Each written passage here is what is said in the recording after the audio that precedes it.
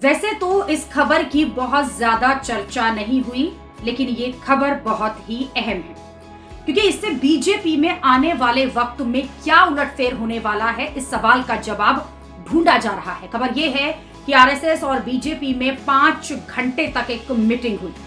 जाहिर है कि 5 घंटे अगर मीटिंग हुई है तो इसमें कोई ना कोई बड़ी बात पर ही चर्चा हुई होगी और कई जगह ये छपा है इस मीटिंग को लेकर कि मीटिंग जो है वो बांग्लादेश के जो हिंदू हैं उनकी स्थिति पर हुई है। लेकिन सिर्फ यही बात नहीं हो सकती, क्योंकि अगर बांग्लादेश के हिंदुओं का मामला है तो वो सरकार का मामला है और सरकार उसे देख भी लेगी। असल बात कुछ जगहों पर यह भी बताई जा रही है कि यह मामला बीजेपी के नए अध्यक्ष का है।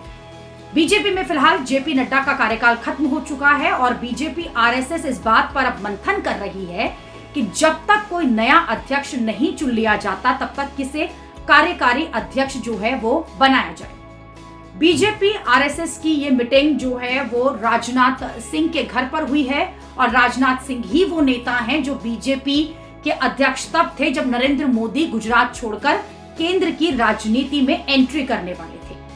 राजनाथ सिंह ने ही नरेंद्र मोदी का तब बहुत सपोर्ट भी किया था। अब बीजेपी के नए अध्यक्ष पर चर्चा के लिए राजनाथ के घर पर ही मीटिंग हुई है।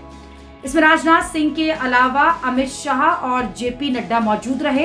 बीजेपी संघ के बीच के कोऑर्डिनेटर बीएल संतोष भी थे। आरएसएस की तरफ से उसके नंबर 2 दत्तात्रेय होसबोले जो वो भी मौजूद रहे। उसी के साथ महासचिव अरुण कुमार भी थे। ये मीटिंग कितनी अहम थी इसका अंदाजा इसी बात से लगाया जा सकता है कि बीजेपी में नरेंद्र मोदी के बाद नंबर 2 अमित शाह और संघ में मोहन भागवत के बाद नंबर 2 दत्तात्रेय होसबोले जो हैं वो इस मीटिंग में हों।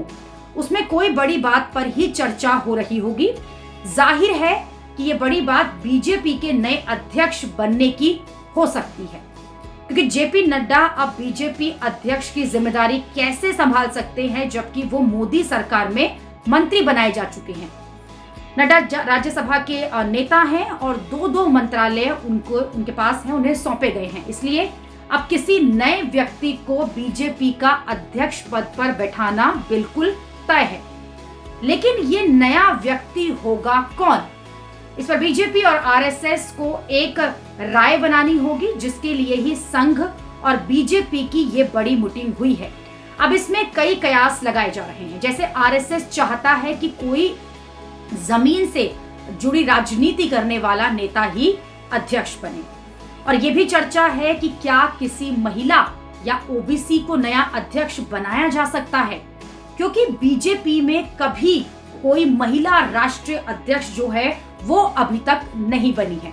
अब बीजेपी और संघ की एक बड़ी मीटिंग जो है वो केरल में है, जहां कई और बातों पर भी मंथन होगा, क्योंकि आगे हरियाणा, महाराष्ट्र, जम्मू कश्मीर और झारखंड में चुनाव भी है, जिसमें संघ और बीजेपी के बीच तालमेल रीसेट होना बेहद जरूरी है।